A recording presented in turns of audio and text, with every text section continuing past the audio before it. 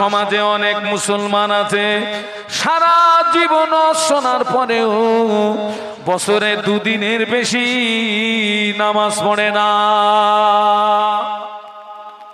আছে না নেই? সারা জীবন শোনার পরেও দাঁড়িয়ে দাঁড়িয়ে পেশাব করে পানি নেয় না। অনেক মহিলারা আছে সারা জীবন আল্লাহর জমিনে আমার আল্লাহকে একবার সিজদা করে না। অনেক মহিলা আছে পেশাব করে পানি নেয় না। আছে না নেই? এত সোলো কেন? ভয় টয় লাগতেছ নাকি? ওরে বাড়ি যাব তো আমি। হ্যাঁ, সারা বছরে দুদিন নামাজ পড়ে। কোন নামাজ? ও মাইকম্যান ভাই এরকম চিনচি করতেছ কেন? আপনার মাইকের কি সুগার রোগ?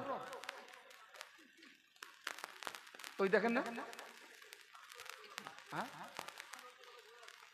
সেই জন্য তো আমারও সুগার, ওরও সুগার। কালকের গিয়ে মাপবেন দিন তোমার সুগার কত? আল্লাহ। ও যুবকেরা, দুদিনের বেশি নামাজ পড়ে না। দুটো ঈদের নামাজ আর নামাজ পড়ে না, 5 ওয়াক্ত নামাজ পড়ে না, সাপ্তাহিক জুমার নামাজ পড়ে না। পায়ে ধরে বলে যাচ্ছি, পায়ে ধরে আজকের মসজিদের আঙিনায় বসে রয়েছি, মসজিদের বাউন্ডারির ভিতরে বসে রয়েছি। সারা জীবন যদি অশোনো, নামাজ যদি না পড়ো, কোনো হুজুর তোমার বাঁচাতে পারবে না। কিয়ামত পর্যন্ত যদি অশোনো, নামাজ যদি না পড়ো, কেউ তোমাকে বাঁচাতে বলুন বলুন পারবে? কেউ যদি পারে তা বলেন, আজকে থেকে বন্ধ করে দেবো, টোটাল নামাজ পড়বো না। কোরআন শরীফের আয়াত নাযিল হলো, ওয়ানদির আশিরাতাকাল আকরাবিন। এই আয়াতে শরীফা আল্লাহ নবীর উপরে যখন নাযিল হলো, আল্লাহ নবী আহলে বায়াতদের ডাকলেন, আলীকে ডাকলেন, হাসান হোসাইনকে ডাকলেন, বেটি ফাতেমাকে ডাকলেন। আলীকে কাছে ডেকে বললেন, আলী, কিয়ামতের ময়দানে নবীর জামাই হিসাবে বিচার হবে না, কিয়ামতের ময়দানে নবীর জামাই হিসাবে ফয়সালা হবে না, বিচার হবে তোর আমলের উপরে, বিচার হবে তোমার আমলের উপরে। আল্লাহ নবী আলী কাররামাল্লাহু ওয়াজহাহুকে এমন হুঁশিয়ারি বাণী বলেছিলেন, ওই আলী সম্পর্কে আল্লাহর রাসূল বলেছিলেন, তাম পৃথিবীর যত মানুষ সব যদি জান্নাতে প্রবেশ করে, আমার আলী যদি জান্নাতে না যায়, জান্নাতের চাহিদা, কামনা, বাসনা পূর্ণ হবে না। একটু বলুন না সুবহানাল্লাহ, আরো জোরে বলুন সুবহানাল্লাহ। আল্লাহ নবী বললেন, তাম পৃথিবীর যত মানুষ সব যদি জান্নাতে প্রবেশ করে, আমার আলী যদি জান্নাতে প্রবেশ না করে, আমি আল্লাহ নবী বলছি, আমি আল্লাহ নবী বলছি, জান্নাতের চাহিদা, কামনা, বাসনা পূর্ণ হবে না। আল্লাহ যেদিন থেকে জান্নাত তৈরি করে রেখেছেন, ওই দিন থেকে জান্নাত আলী কাররামাল্লাহু ওয়াজহাহুর অপেক্ষায় আছেন, উনি কখন আমার ভিতরে প্রবেশ করবেন। একটু জোরে বলুন, আরো জোরে বলুন। আমাদের এরকম কোন সার্টিফিকেট টিকিট আছে নাই যে জান্নাত আমাদের জন্য অপেক্ষা করতেছে, হুজুর কখন আসবে? হ্যাঁ, আমার তো ভয় লাগে যে রেডি করে রেখেছে, হুজুর কখন আসবে, মারবে। তাই আপনাদের কোনো ভয় নেই ভাই, আপনারা সব পেরিয়ে যাবেন। আল্লাহ নবী হাসান হোসাইনকে ডাকলেন, আল্লাহ নবী হাসান হোসাইনকে ডেকে বললেন, ও বাবা হাসান, বাবা হোসাইন, কিয়ামতের ময়দানে নবীর নাতি হিসেবে তোদের বিচার হবে না, নবীর নাতি হিসেবে তোদের ফয়সালা হবে না, বিচার হবে তোদের আমলের উপরে। আল্লাহ নবী যে হাসান হোসাইনকে এমন হুঁশিয়ারি বাণী বলেছিলেন, ওই হাসান হোসাইন সম্পর্কে আল্লাহ নবী বলেছিলেন তামাম পৃথিবীর যত যুবক যারা জান্নাতি হবে, আমার হাসান হোসাইন হবে জান্নাতে যুবকদেরই সরদার। একটু জোরে বলেন না। তামাম পৃথিবীর যত যুবক যারা জান্নাতি হবে, হাসান হোসাইন রাদিয়াল্লাহু আনহুমা হবেন জান্নাতে টোটাল যুবকদের সরদার। বলুন সুবহানাল্লাহ। রাসূল বলছেন হাসান হোসাইন নবীর নাতি হিসাবে বিচার হবে না। বলো, নবী এই কথাটা বললেন কেন জানেন ভাই? একটা গরিবের স্ত্রী তার চালচলন হয় একরকম, আর একটা ধনী ব্যক্তির স্ত্রী তার চালচলন হয় দুটো এক হয় না। আবার যিনি খুব স্বামী যদি মন্ত্রী হয়, স্বামী যদি মন্ত্রী হয়, স্বামী যদি এমএলএ হয়, তানার স্ত্রীর কিরম হবে? আলাদা হবে না? আমি হুজুর বলে আমার স্ত্রীর সঙ্গে কবর একরকম ব্যবহার করবে, আর আপনি সাধারণ মানুষ বলে কবর আপনার স্ত্রীর সঙ্গে আর এক রকম ব্যবহার করবে, এই রকম নাকি? কবর কিন্তু হুজুর দেখবে না, কবর কিন্তু গরিব দেখবে না, কবর দেখবে একটি বিষয়, কি সেটা? আমলটা কি আছে বেটা, আমল। দেখবেন আমাদের সমাজে অনেক সুন্দরী মেয়েরা অসুন্দরীদের দাম দেয় না, আছে না নেই? আছে। আবার যাদের চামড়া সাদা এরা কিন্তু কালো চামড়াওয়ালাদের দাম দেয় না। আবার অনেক ধনী আছে গরিবদের। আল্লাহ কি বলছে দেখুন, ইয়া আইয়ুহাল্লাযীনা আমানু লা ইয়াসখারা কওমুন মিন কওমিন আসা আইয়াকুনু খায়রাম মিনহুম। আল্লাহ বললেন, হে বিশ্বের ঈমানদার সম্প্রদায়, তোমরা একদল অপর দলকে উপহাস করবে না, একদল অপর দলকে গালি দেবে না, একদল অপর দলকে ঠাট্টা বিদ্রুপ করবে না, এক ব্যক্তি হিসাবে অপর ব্যক্তিকে উপহাস করবে না, ব্যক্তি হিসাবে অপর ব্যক্তিকে গালি দেবে না। কারণ হতে পারে ওই ব্যক্তিটা তোমার চেয়ে আমার কাছে প্রিয়। বলুন সুবহানাল্লাহ। আমি শাহানুর আলম আল্লাহর কাছে প্রিয় না আপনারা আল্লাহর কাছে প্রিয়, এই বিচারটাকে আমাদের করার ক্ষমতা আছে নাকি? আমি হুজুর বলে ঘ্যাম দেখাবো নাকি? হ্যাঁ,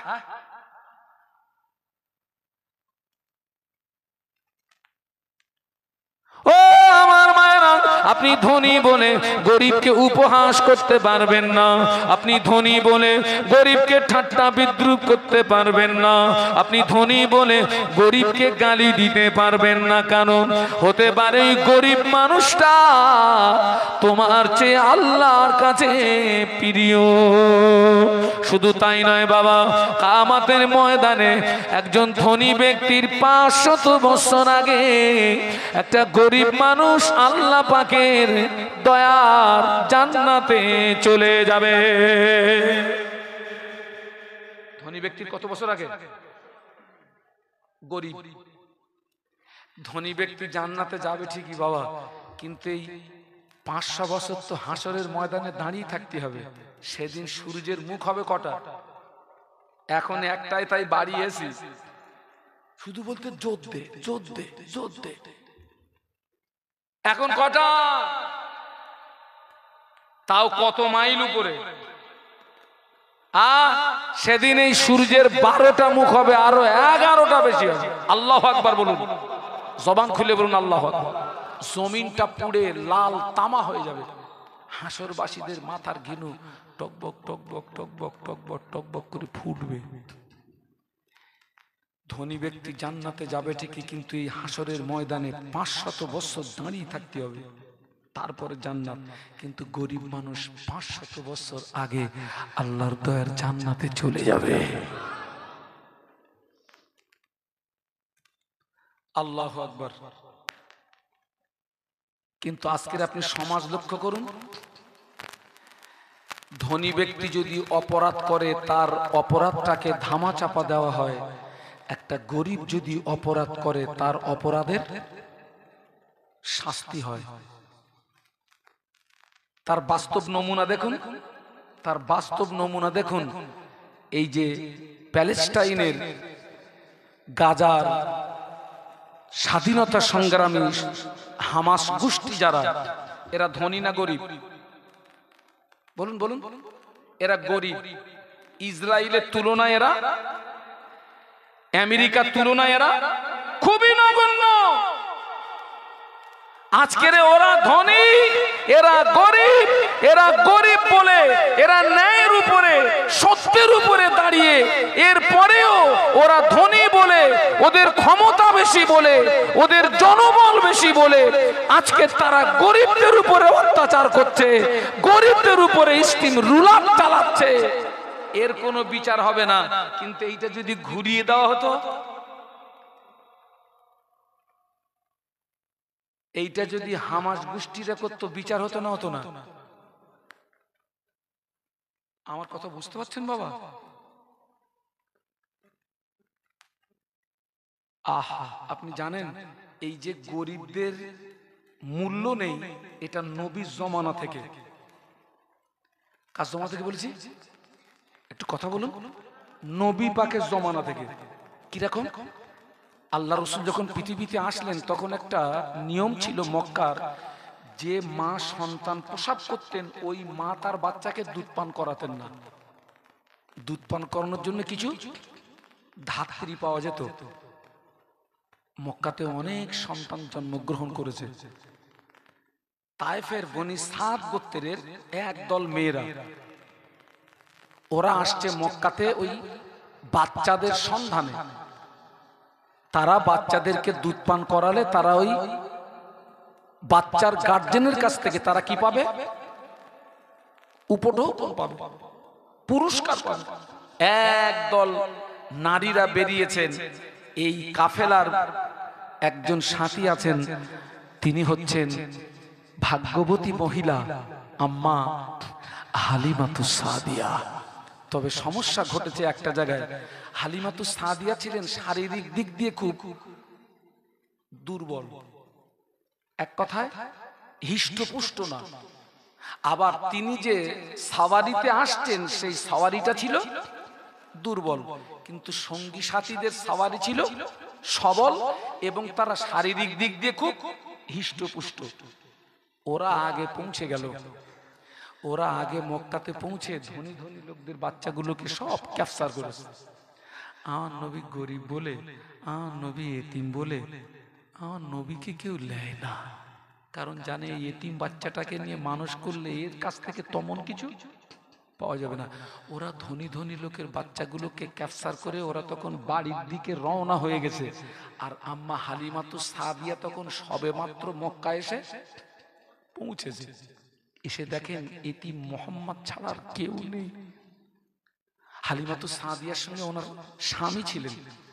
স্বামীর সঙ্গে পরামর্শ করলেন, আমরা একেবারে খালি হাতে ফিরে না গিয়ে যে বাচ্চাটাকে কেউ গ্রহণ করিনি, আমরা ওই এতিম মোহাম্মদকে তুলে নেই।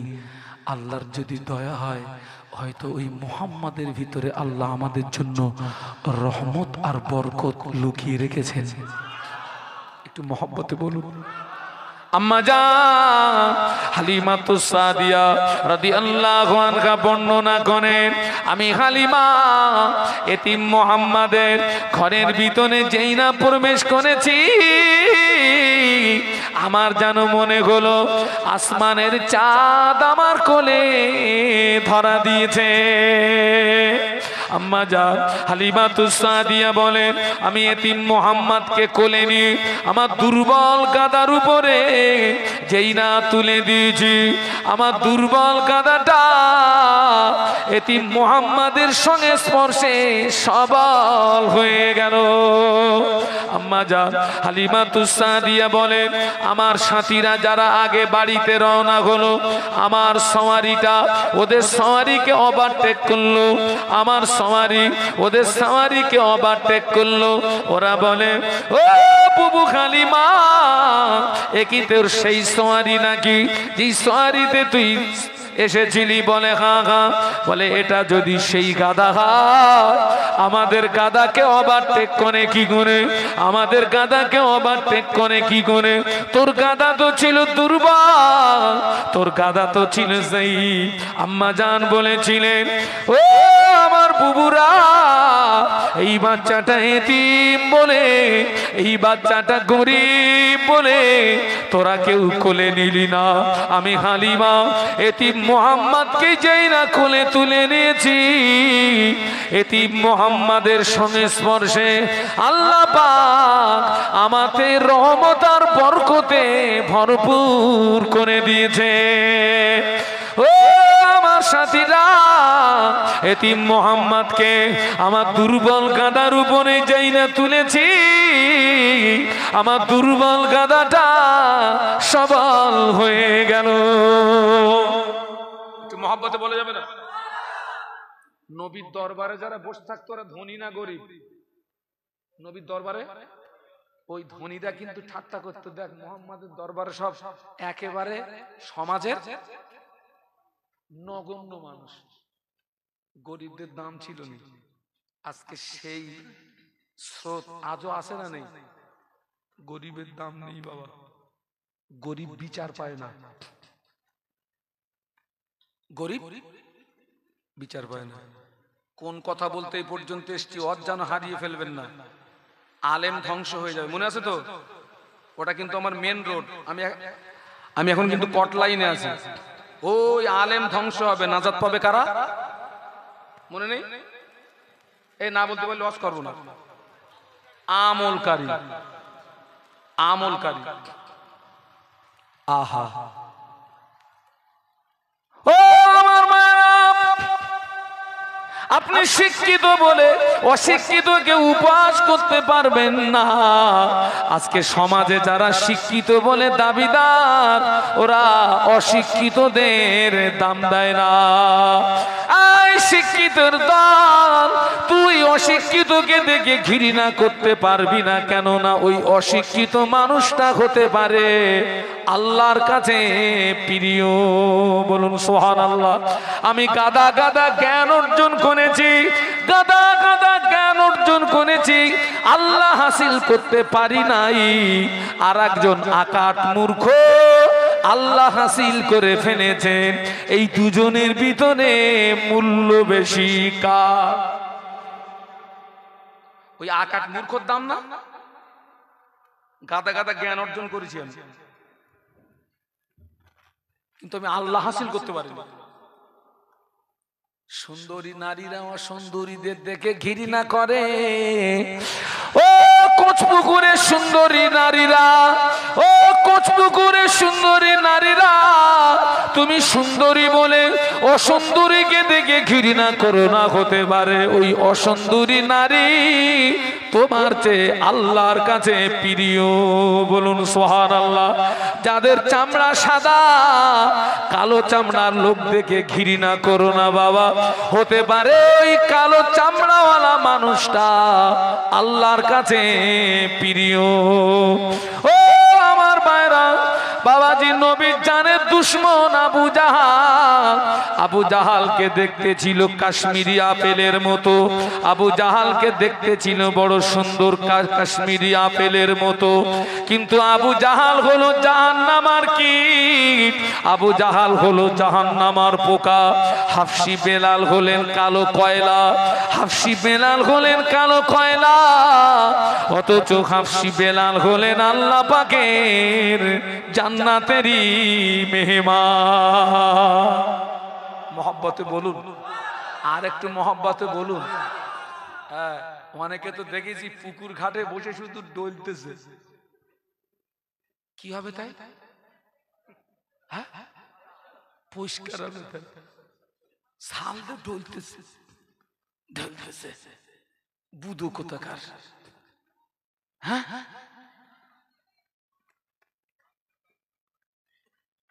ও আমার বাপ হাফসি বেলাল, আল্লাহ নবী মেরাজের রাতে আল্লাহ নবী জান্নাত পরিদর্শন করছিলেন। আল্লাহ নবী মেরাজের রাতে জান্নাত পরিদর্শন করছিলেন। ওই জান্নাতের ভিতরে খটখট একটা আওয়াজ শুনতে পান।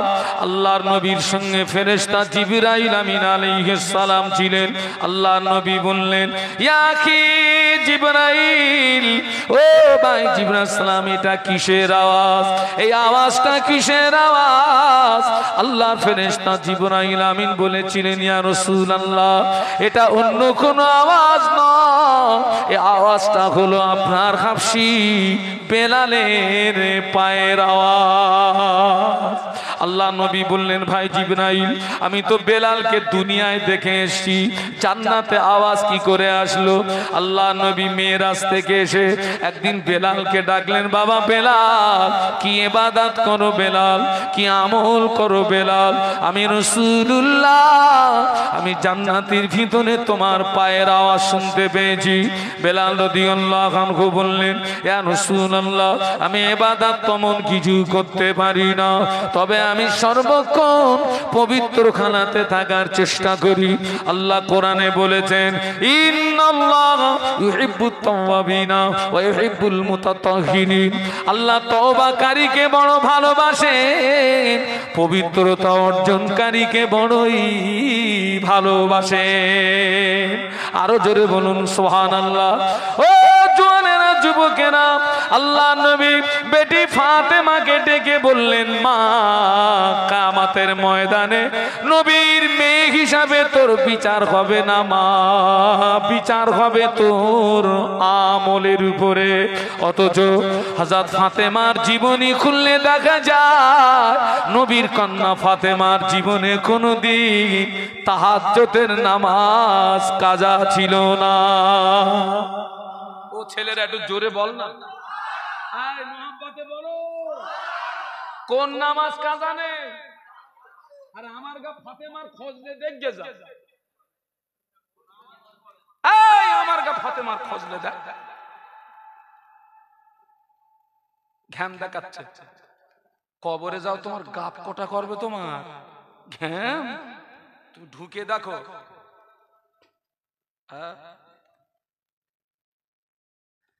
তাহলে আলেম ধ্বংস হয়ে যাবে, নাজাত পাবে আমলকারী। তাহলে জানলে হবে না, যতটুকু আপনি জেনেছেন সেটা কি করতে হবে? আমল করতে হবে। আমলকারী নাজাত পেয়ে যাবে। একটু জোরে বলুন সুবহানাল্লাহ। ও ছেলেরা, আজকের মসজিদের বাউন্ডারির ভিতরে বসে আছি, বাপ তোদের দুটো পায়ে ধরে বলছি, এখনো যাদের নামাজের সঙ্গে সম্পর্ক তৈরি হয়নি, তোদের দুটো পায়ে ধরে বলে যাচ্ছে, আল্লাহর রাস্তে নামাজের সঙ্গে একটু সম্পর্ক তৈরি কর বাবা, মসজিদের সঙ্গে একটু সম্পর্ক তৈরি কর বাবা। মায়েরা যারা এসছেন, আপনারা আমাদের মায়ের জাত, আপনাদের কত সম্মান, আপনাদের দুটো পায়ে ধরে বলে যাচ্ছি, মা, এখনো যাদের নামাজের সঙ্গে সম্পর্ক তৈরি করতে পারেননি, আল্লাহর রাস্তে নামাজের সঙ্গে সম্পর্ক তৈরি করুন মা, তা না হলে সাদা চামড়ায় বাঁচা যাবে না। চামড়া তো পোকায় খাবে বাপ, কিছু খাবে। চলুন আগিয়ে যাব, তবে তার আগে চলুন একটু মদিনার থেকে ঘুরে আসি। মদিনাতে যেতে মন চায় না, চায় না? চলুন তো ঘুরে আসি। দরুদ শরীফ আল্লাহুম্মা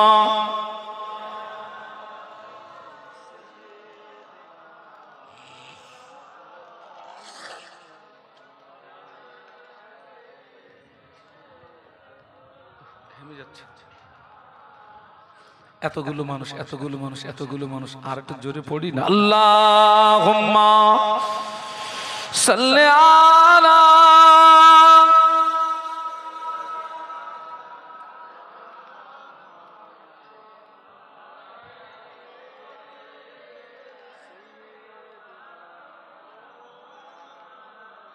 গোলামে मोहम्मद को मैं क्या डर गए मुझको, गुलामे में उनकी गुजारा करूंगा।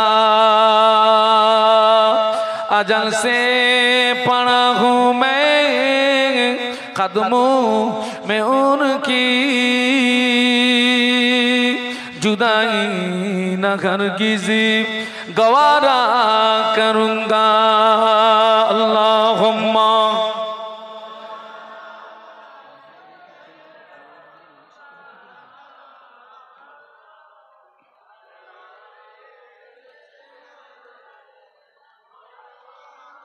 একটু বলুন আল্লাহু আকবার। আর একটু জবান খুলে বলুন। রাসূলুল্লাহ আর এক ধাপ এগিয়ে গিয়ে বলছেন আমলকারীও নাজাত পাবে না।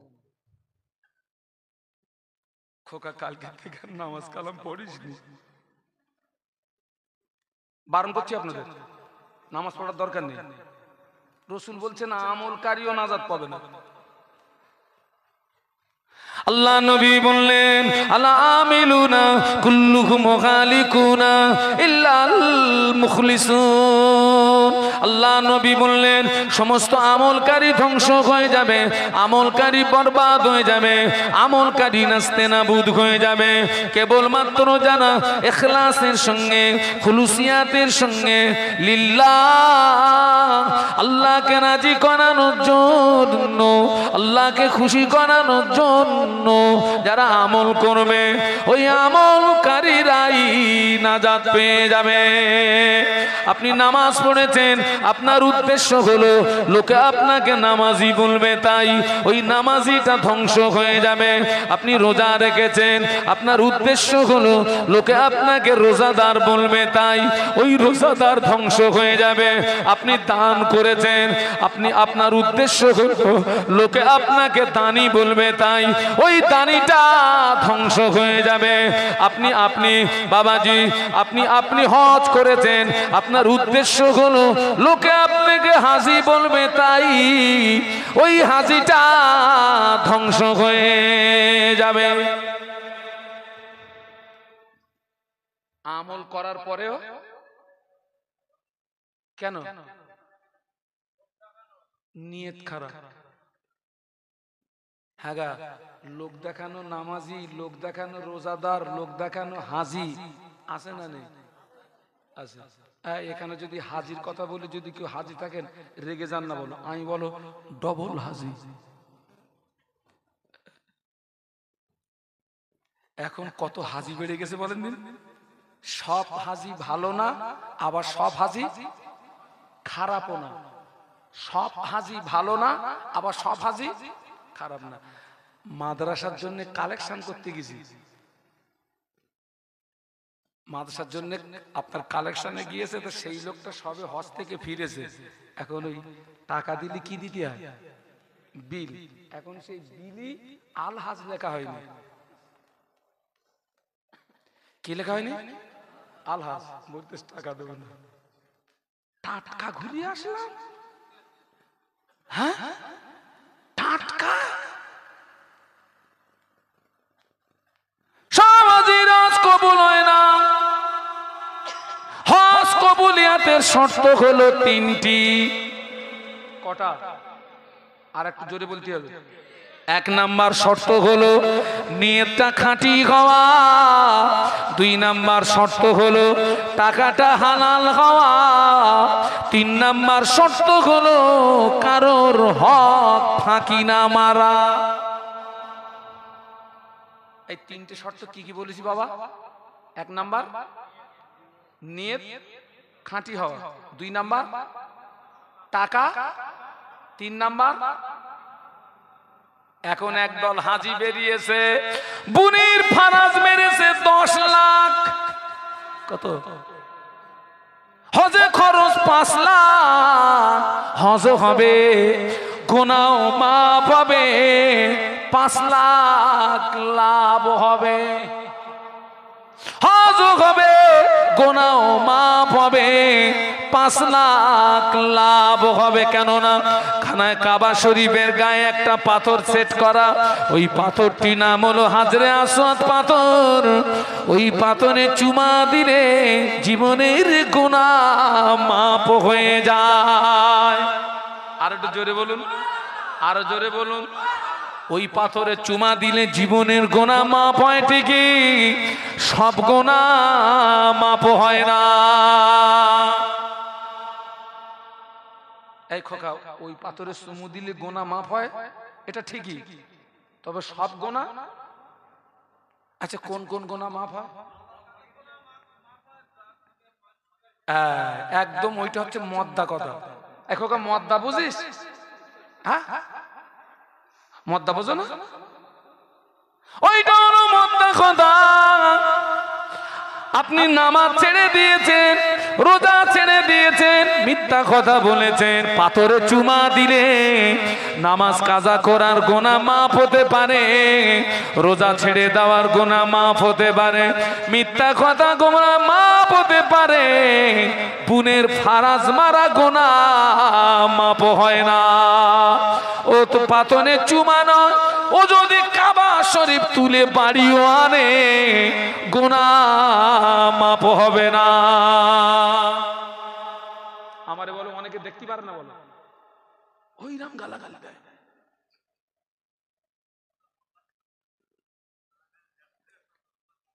ও আমার মায়েরা, মিনার ময়দানে 3টে জায়গায় হাজিদের পাথর মারতে হয়। কটা জায়গায়? আরো জোরে বলো।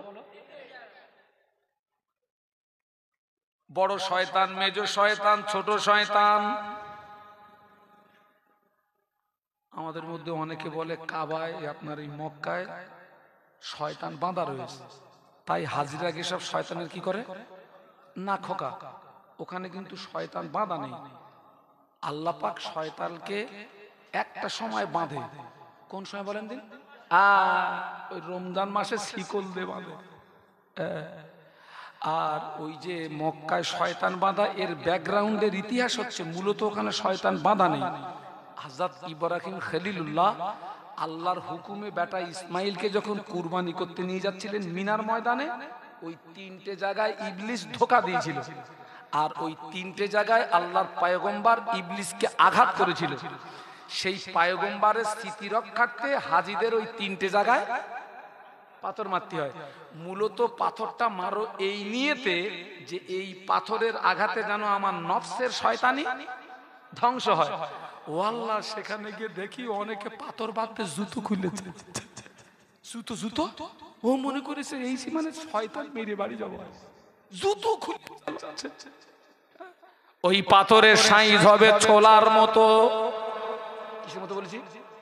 ছোলা ছোলা। এক একটা প্লেয়ারের গোড়ায় 21টা করে পাথর মারতে হয়। কটা? 3 21 কত? 63। এক একটা প্লেয়ারের গোড়ায় 21টা করে পাথর মারতে হয়। হাজিদের মারা পাথর সৌদি পুলিশ প্রশাসনের অনুমতি নাই।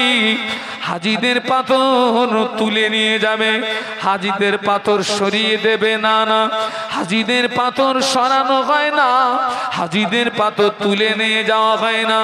আমার মনে প্রশ্ন জাগলো, আল্লাহ লক্ষ লক্ষ হাজি পাথর মারে, হজের পিরিয়ডে পাথর যদি তুলে না নেওয়া হয়, এখানে তো পাথরের পাহাড় হয়ে যাওয়ার কথা, এখানে তো পাথরের টিলা হয়ে যাওয়ার কথা। যারা গিয়েছেন শুনে দেখেন, ওখানে পাথরের টিলা নাই, ওখানে পাথরের পাহাড় নাই। আমার মনে প্রশ্ন জাগলো, আল্লাহ এত পাথর গেল কোথায়? কেতাব খুলে দেখি, বা কেতাবের ভিতরে লেখা যে হাজির হজ আল্লাহ পাকের দরবারে কবুল হয়ে যায়, ওই হাজির মারা পাথরগুলো আল্লাহর ফেরেশতারা নিয়ে চলে যায়। যে হাজির হজ কবুল হয় না, ওই হাজির মারা পাথর ওখানে পড়ে থাকে। ওখানে গিয়ে দেখি কত পাথর পড়ে রয়েছে। আমার মনে হচ্ছিল, আল্লাহ এরা হলো অধিকাংশ মারা পাটি। আর একটু জোরে বলে, ঝাড়াবাড়ি। ওই যত পাথর পড়ে রয়েছে ওই একটারও যায়নি, সব ঝাড়াবাড়ি সব। হ্যাঁ, হাজী সাহেব হজ থেকে বাড়ি এসেছে, বাড়ি এসে বড় ছেলেটাকে ডেকেছে, বাবা সব জমি কি চাষ হয়ে গেছে? বাবা বড় ছেলে বলছে, আব্বা যান সব জমি চাষ দিয়েছি, ফসল করেছি, 10 কাঠা জমি পারলাম না। কেন রে বাবা? আব্বা যান পানি নিয়ে যাওয়ার রাস্তা কেউ দেয় না, পানি নিয়ে যাওয়ার নালা কেউ দেয় না, আব্বা যান রাস্তা দেয়নি বলে পানি নিয়ে যেতে পারিনি, চাষ দিতে পারিনি, ফসল করতে পারিনি। হাজী সাহেব বলছে, বাবা টেনশন নিও না, আল্লাহ বাড়ি এনেছেন, ব্যবস্থা হয়ে যাবে। হাজী সাহেব ফজরের নামাজ জামাতে আদায় করে মাঠে গিয়ে দেখে হাজী সাহেবের জমির পাশে অপনের জমি, হাজী সাহেবের জমির পাশে অপনের জমি, অপরের জমির আলের কানাকানি পানি, হাজী সাহেবের জমিতে পানি নাই। হাজী সাহেব জমির চারিদিকে ঘুরে আর বুদ্ধি খাটায়, আল্লাহ পরের জমির পানি আমার জমি আনা যাবে কি করে? হাজী সাহেব হাত খানেক একটা লাঠি দিয়ে পরের জমি খোগা করে বাড়ি এসে বলে, বাবা মাঠে যা, পানির ব্যবস্থা করে দিয়েছি। বড় ছেলে টেনশনে পড়ে গেছে। আব্বা যান 45 দিন হসপাকে ছিলেন, গ্রামের মানুষের দুটো পায়ে ধরেছি রাস্তা দিয়ে পানি নিয়ে যাব, কেউ রাস্তা দেয় না, পানি নিয়ে যেতে পারলাম না, আমার আব্বা যান গেল আর পানি। মনে হয় আব্বা জানের হজ কবুল হয়ে গেছে।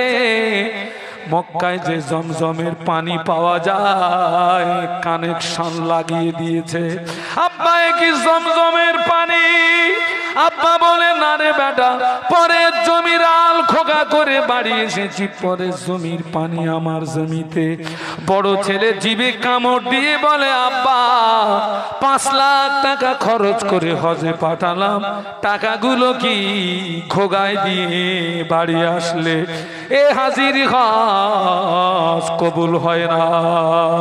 ও আমার ভাইরা, হজ করেছেন উদ্দেশ্য লোকে আপনাকে হাজি বলবে, তাই ওই হাজি ধ্বংস হয়ে যাবে। আমি হজ করছি, আমার যদি নিয়ত হয় লোকে আমাকে বড় হুজুর বলবে, ওই আলেম ধ্বংস হয়ে যাবে। আমল করার পরেও ধ্বংস হবে। আমাদের জীবনের প্রত্যেকটা আমলের মূল টার্গেট হবে একটা, কি সেটা? আল্লাহকে রাজি করা। ছেলেরা তোমরা একটু বলো তো কি ওটা, একটু সবাই মিলে। ওই যে কোরআন শরীফের আয়াত, ইন্না সালাতি ওয়া নুসুকি ওয়া মাহইয়ায়া ওয়া মামাতি লিল্লাহি রাব্বিল আলামিন। একটু বলুন না আল্লাহু আকবার, একটু জবান খুলে বলুন না। আপনাদের কষ্ট হচ্ছে না তো? আল্লাহু আকবার বললে লাভ না লস? জবান খুলে বলুন আল্লাহু আকবার। এই বার বলে যেমন টান দেবেন না, বারে টান দেওয়া যাবে না।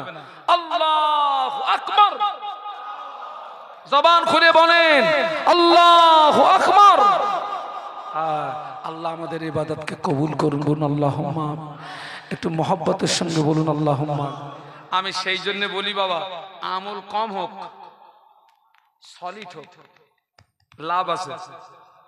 অনেক আমল করেছো, ভেজাল মেরেছো, লাভ নেই। দেখবেন শবে বরাতের রাতে, দেখবেন একটু বিগত দিনের কথা স্মরণ করুন। শবে বরাতের রাতে আলহামদুলিল্লাহ আমাদের মসজিদগুলো সব কানায় কানায় কি হয়, ভরে যায়। অনেকে আলহামদুলিল্লাহ সারা রাত নফল নামাজ পড়তেছে, আলহামদুলিল্লাহ। আবার একটা জিনিস দেখবেন, নামাজ বন্ধ করে চুপ করে বসে দেখবেন মসজিদে দুমদাম শব্দ হচ্ছে। কিরম শব্দ হচ্ছে? দুমদাম। তার মানে একদল ওরা বলো সারা বছর মসজিদে আসেনি, এই শবে বরাতের রাতে এসে ফুরন টান টানতেছে, গুপগাপ চালাচ্ছে। তার মানে ও পুরো আজকে সারা বছরের কাজা তুলে। আমি বলি বাপ, ওই নামাজ পড়ে কোনো লাভ নেই, তুই 4 রাকাত নামাজ পড়।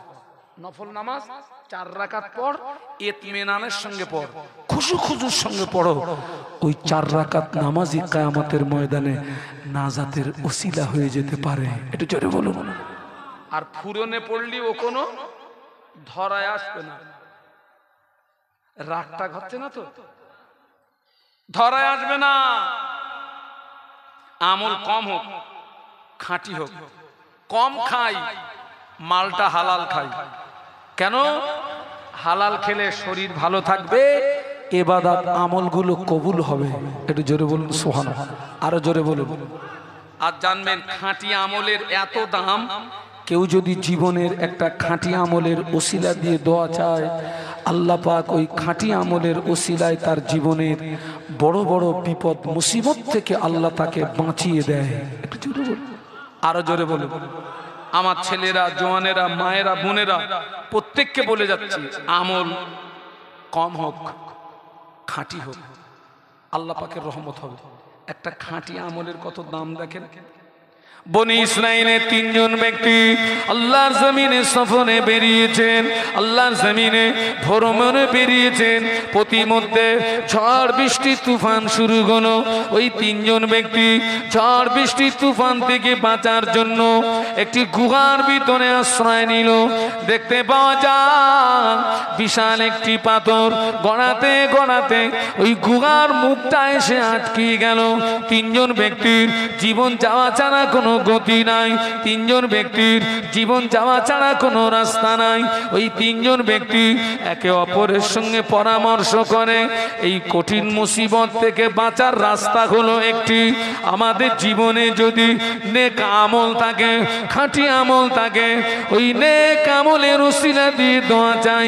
আল্লাহর যদি দয়া, ওই খাঁটি আমলের উসিলায় দোয়া চাইলে আল্লাহ পাক গুহার মুখ থেকে পাথর সরিয়ে দেবে। এমন পাথর যে ভিতর থেকে ঠেলা মেরে সরাবে সে গতিও নেই। 3 জনের ভিতরে একজন বলছে লাইন একটা আছে, কার জীবনে কি নেক আমল আছে খুঁজে বার কর, আর ওই নেক আমলের উসিলা দিয়ে দোয়া চাই। আল্লাহর দয়া হলে আল্লাহ পাক ওই নেক আমলের ওসিলায় আল্লাহ এই গুহার মুখ থেকে পাথরটাকে সরিয়ে দিয়ে আল্লাহ আমাদেরকে বাঁচিয়ে নেবেন। একটু বলুন সুবহানাল্লাহ। 3 জন চিন্তা করছে জীবনের কার কি নেক আমল আছে। হঠাৎ 3 জনের ভিতরে একজন বলছে, ভাই রে, আমার জীবনের একটা নেক আমলের কথা মনে পড়ে গেছে ভাই, মনে যদি পড়ে আল্লাহ পাকের কাছে দোয়া চা।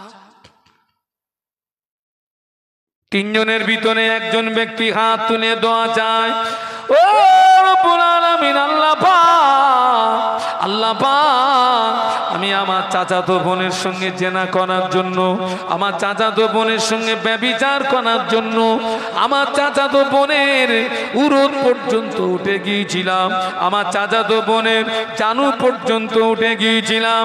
আমার চাচাতো বোন আমার দিকে চেয়ে বলেছিল, আল্লাহকে ভয় করো, আল্লাহকে ভয় করো, আল্লাহকে ভয় করো। ও রব্বুল আলামিন, আল্লাহ পাক আমার বোনের কথাটা আমার হৃদয়ে এমনই ভাবে রেখাপাত করেছিল, তোমার ভয়টা আমার হৃদয়ে এমন ভাবে জন্মেছিল। আমি জেনা থেকে পিছিয়ে এসেছিলাম, আমি অন্যায় থেকে পিছিয়ে এসেছিলাম।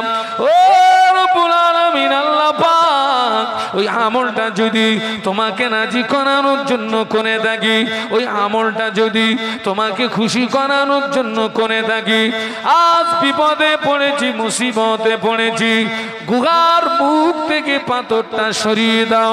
মোনাজাত করা শেষ, গুহার মুখ থেকে কিছুটা পাথর সরে গিয়েছে। একটু বলুন না সুবহানাল্লাহ, আর একটু মহব্বতে বলুন সুবহানাল্লাহ। আহারে, কেউ যদি আল্লাহর রাস্তায় দান করে, কেউ যদি আল্লাহর সন্তুষ্টির উদ্দেশ্যে দান করে, ওটা হবে খাঁটি আমল, ওটা হবে সলিড আমল। ওই সলিড আমলের ওসিলা দিয়ে আমরাও যদি দোয়া চাই, আল্লাহ আমাদের বিপদে মুসিবতে বাঁচিয়ে নেবে। একটু মহব্বতে বলতে পারলেন না? আরো জোরে বলুন।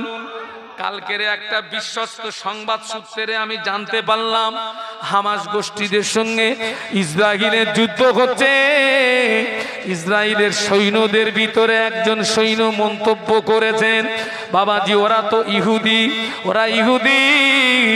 ওই ইসরায়েলের সৈন্যদের ভিতরে একজন সৈন্য মন্তব্য করেছেন হামাস গোষ্ঠীদের সঙ্গে ফেরেশতারা লড়াই করছে। ইসরায়েল সৈন্যদের ভিতরে একজন সৈন্য জবান থেকে বেরিয়ে গেছে যে আমাদের মনে হচ্ছে হামাস গোষ্ঠীদের সঙ্গে ফেরেশতারা লড়াই করছে। সুবহানাল্লাহ বলুন। কেন? বলছে আমরা যখন তাদেরকে আক্রমণ করতে যাচ্ছি পাচ্ছি না, হঠাৎ দেখছি আপনার মাটির ভিতর থেকে চট করে সব বেরিয়ে আসছে। বেরিয়ে এসেই দুমদাম ওদের উপরে আক্রমণ করে ওদের ট্যাঙ্কগুলোকে ধ্বংস করে সেনাদেরকে নিহত করে আবার মুহূর্তের ভিতরে মাটির ভিতরে গায়েব হয়ে যাচ্ছে। সুবহানাল্লাহ বলুন, আরো জোরে বলুন। আহা, ও ছেলেরা, বদরের যুদ্ধে, ইসলামের প্রথম যুদ্ধ বদর যুদ্ধ, ওই বদরের যুদ্ধে আল্লাহ পাক ফেরেশতা দিয়ে সাহাবীদের সাহায্য করেছিলেন। জোরে বলুন সুবহানাল্লাহ। কেউ যদি আল্লাহকে রাজি করানোর জন্য 1 টাকা দান করে, ওটা হবে খাঁটি আমল। বিপদে মুসিবতে ওই আমলের ওসিলা দিয়ে দোয়া চাইলে আল্লাহ পাক খাঁটি আমলের ওসিলা আমাকে আপনাকে বিপদ মুসিবত থেকে বাঁচিয়ে নেবে। বলুন আল্লাহুম্মা আমিন। ও আমার ভাইরা, আজকের মসজিদের আঙিনায় এই মসজিদের ছাদ হবে, এই মসজিদের ছাদ হবে। আপনি আল্লাহর সন্তুষ্টির উদ্দেশ্যে দান করবেন, আল্লাহ পাক খুশি হবে, ওটা হবে নেক আমল। আমি মোহাম্মদ শাহানুর আলম কয়েক মিনিটের জন্য একটু হাত পাচ্ছি বাবা। আল্লাহ রসুল দ্বীন ইসলামকে প্রতিষ্ঠিত করার জন্য সাহাবীদের কাছে হাত পেতেছিলেন। ও জওয়ানেরা, আল্লাহ নবী দ্বীন ইসলামকে প্রতিষ্ঠিত করার জন্য সাহাবীদের কাছে হাত পেতেছিলেন, সাহাবীরা সহযোগিতা করেছিলেন। আল্লাহ নবী বললেন আমার আবু বকরকে দেখছি না কেন? সবাই দিয়েছে, নারী পুরুষ এত সম্পদ দিয়েছে। আল্লাহ নবীর সামনে সম্পদের একটা স্তূপ হয়ে গেল, আল্লাহ নবীর সামনে সম্পদের একটা টিলা হয়ে গেল। আল্লাহ নবী বললেন আমার আবু বকরকে দেখছি না কেন? আমার আবু বকর কই? আবু বকর হুজুর একটুখানি দূরে একটা পিলিয়ারের গোড়ায় নিজের শরীরটাকে সংকুচিত করে দাঁড়িয়েছিলেন। লাব্বাইক ইয়া রাসূলুল্লাহ, হাজির আছি ইয়া রাসূলুল্লাহ। আল্লাহ নবী বললেন আবু বকর তুমি তো কিছু দিলে না। হুজুরের হাতে একটা থলি, 2 চোখ ভরা পানি, হাতে একটি থলি, 2 চোখ ভরা পানি। কাঁদতে কাঁদতে ওই থলিটা নিয়ে আল্লাহ নবীকে দিলেন, ইয়া রাসূলুল্লাহ আমি এটি এনেছি, গ্রহণ করুন। আল্লাহ নবী থলিটা খুলে দেখে কয়েক দিরহাম কিছু জব। আল্লাহ নবী বললেন ও আমার সাহাবীরা, আজকের দিনে সকল আছে আমার আবু বকরের দানটা আল্লাহ পাকের দরবারে বেশি পছন্দনীয় হয়ে গিয়েছে। যে সাহাবীরা বেশি দিয়েছিলেন তাদের মনে প্রশ্ন জাগলো, আমরা এত এত দিলাম, আমাদের দান পছন্দ হলো না। আবু বকর তো অল্প দিয়েছে, তার দানটা কেন পছন্দনীয় হলো? আল্লাহ নবী ওই সাহাবীদের ডাকলেন, ও বাবা ওমর, বাবা আলী, বাবা উসমান, তোমরা আমাকে কতটা দিয়েছো? বাড়িতে কতটা রেখে এসছো? ইয়া রাসূলুল্লাহ আমরা আপনাকে অর্ধেকটা দিয়েছি, বিবি বাল বাচ্চার জন্য অর্ধেকটা বাড়িতে রেখে এসছি। আল্লাহ নবী আবু বকরকে ডাকলেন, ও বাবা আবু বকর তুমি আমাকে কতটা দিয়েছো? বাড়িতে কতটা রেখে এসছো? কেঁদে উঠে বলেছিলেন, ইয়া রাসূলুল্লাহ সম্পদ হিসাবে বাড়িতে যা কিছু ছিল আপনার কদমে বিলিয়ে দিয়েছি। বাড়িতে আমার আল্লাহ আল্লাহর রসুলকে রেখে এসেছি। আরো জোরে বলুন, আরো মহব্বতে বলুন। মসজিদের ছাদ হবে বাবা। 1 নম্বরে আমি 5,000 টাকার দাবি রাখছি। এখানে আমার এতগুলো ভাই অনেকে হালাল ব্যবসায়ী আছেন, ব্যবসা করে, আল্লাহ আপনার ব্যবসায় উন্নতি দেবে। আল্লাহকে রাজি করানোর জন্য যদি দান করে, আল্লাহ আপনার দানায় দানায় বরকত দেবেন। এতগুলো মানুষের ভিতরে কে আছেন এক নম্বরে ৫,০০০ টাকার ওয়াদা করতে পারে যে হুজুর আমি মসজিদের ছাদের জন্য আমি ৫,০০০ টাকা দেব? এতগুলো মানুষ একটু আল্লাহর রাস্তে বলেন। কোচপুকুর, ভাঙড় কোচপুকুর, মসজিদের দান শ্রেষ্ঠ দান। একজন কে আছেন ৫,০০০ টাকার ওয়াদা করবেন, মসজিদের জন্য দেবেন? এতগুলো মানুষ একটু আল্লাহর রাস্তে বলেন। ৫,০০০ টাকা মসজিদের জন্য দেবেন। কে আছেন ভাই এতগুলো মানুষের ভিতরে? একটা হাত পাবো না? একটা হাত যে আমি দেবো ৫,০০০ টাকা মসজিদের জন্য দেবো। বাইরে আমার অনেক ভাইরা আছেন, অনেকে ব্যবসায়ী আছেন, অনেকে চাকরিজীবী আছেন, অনেকে বড় বড় চাষি আছেন। আল্লাহ আপনার দানায় দানায় বরকত দেবে। আপনি চাকরিজীবী, আল্লাহ আপনার হায়াতে বরকত দেবে। আপনি ব্যবসায়ী, আল্লাহ আপনার হালাল ব্যবসায় উন্নতি দেবে। একজন ব্যক্তি একটু হাতটা তুলে দেন না যে আমি মসজিদের জন্য আলহামদুলিল্লাহ আমি ৫,০০০ টাকা দেব। একজন মানুষ একটু আল্লাহর রাস্তে বলেন, একটু আল্লাহর রাস্তে বলেন। আমি ১০,০০০ চাই নাই, ২০,০০০ চাইনি, ১,০০,০০০ চাইনি, ৫০,০০০ চাইনি। আমি আপনাদের কাছে চেয়েছি ৫,০০০ টাকা আল্লাহর রাস্তে। কে আছে একটু বলুন, আল্লাহর রাস্তে একটু বলুন। ভাই আপনারা যদি না দেন আমি কিন্তু আপনাদের কাছ থেকে ছিনিয়ে নিতে পারবো না। একটু আল্লাহর রাস্তে বলেন যে আমি ৫,০০০ টাকা দেবো। একটু হাতটা তুলে দেন। এই হাতটাই হয়তো কিয়ামতের ময়দানে নাজাতের উসিলা হয়ে যেতে পারে। কে আছে একটু বলুন।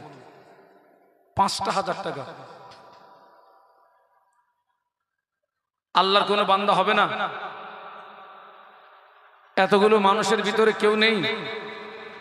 আল্লাহ তুমি আমার ইজ্জত সম্মানকে হেফাজত করো। একটু বলুন আল্লাহুম্মা আমিন। আল্লাহ তুমি আমার ইজ্জতকে বাঁচিয়ে নাও। একটু বলুন আল্লাহুম্মা আমিন। আল্লাহর কোনো বান্দা নেই এতগুলো মানুষের ভিতরে ৫,০০০ টাকা দেওয়ার মতো? আপনাকে আজকে দিতে হবে না, কাজ শুরু হলে দেবেন। কে আছেন ভাই আল্লাহর রাস্তায় একটু বলুন। ৫,০০০ টাকা একজন একটু আল্লাহর রাস্তায় হাতটা তুলে দেন যে আমি দেবো ৫,০০০ টাকা। এতগুলো মানুষ আপনার এখানে আছেন। অনেকের আব্বা কবরে চলে গেছে, মা কবরে চলে গেছে, দাদু দাদি কবরে চলে গেছে, নানু নানি কবরে চলে গেছে।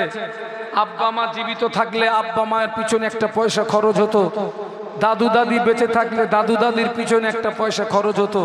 তাদের সবরে সানির নিয়াতে দেন, ওই আব্বা মা ওই দাদু দাদি তাদের রুহানি দোয়া পাওয়া যাবে। এতগুলো মানুষের ভিতরে একটা মানুষ কেউ হলো না বাবা ৫,০০০ টাকার ওয়াদা করার। এতগুলো মানুষের ভিতরে কেউ নেই।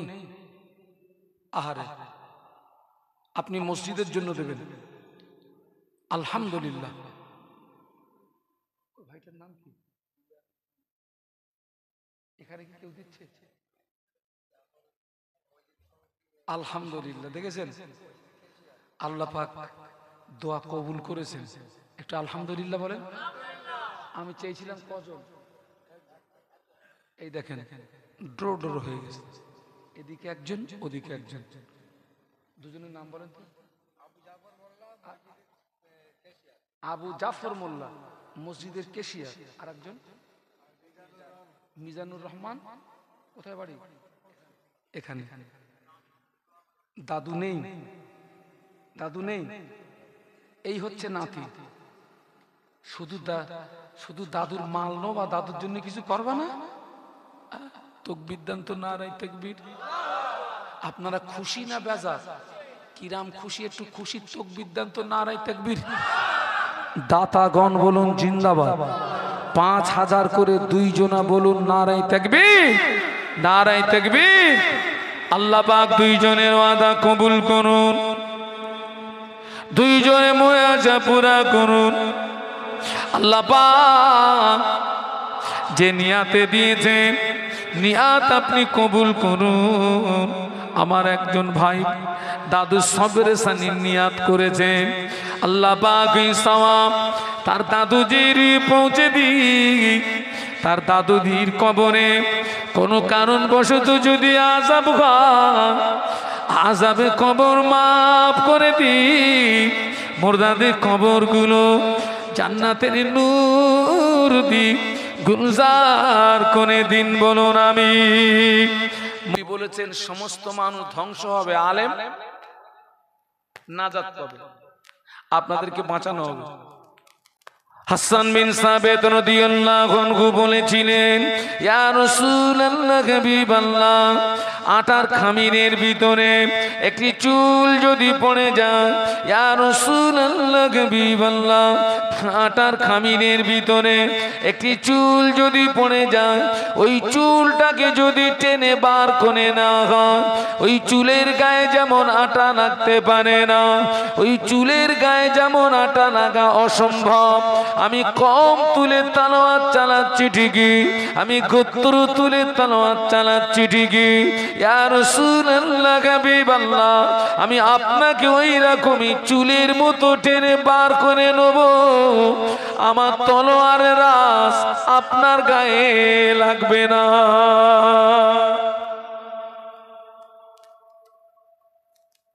রাসূল বলেছেন সমস্ত মানুষ ধ্বংস হবে, আলেম নাজাত পাবে।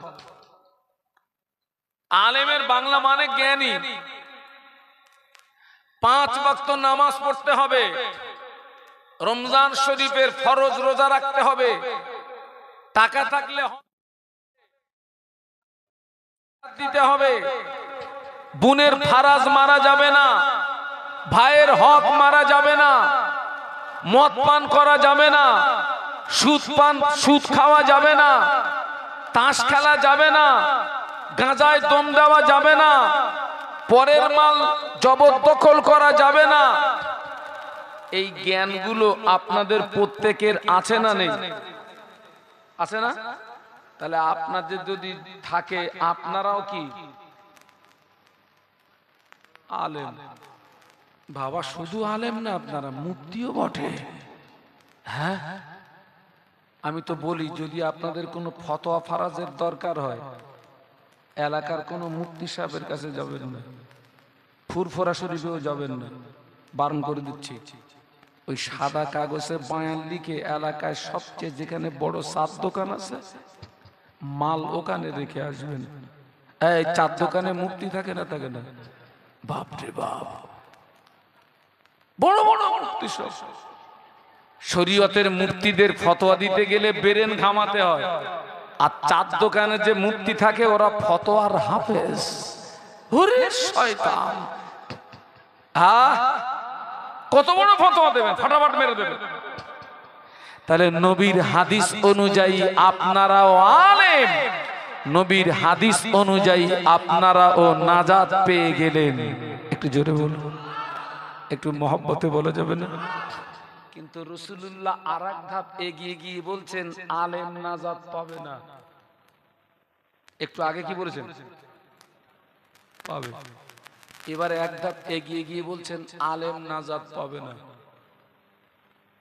আল্লাহ নবী বললেন আল্লাহ আলিমুনা কুল্লুকুম খালিকুনা ইল্লা আল্লাহ আমিলুন।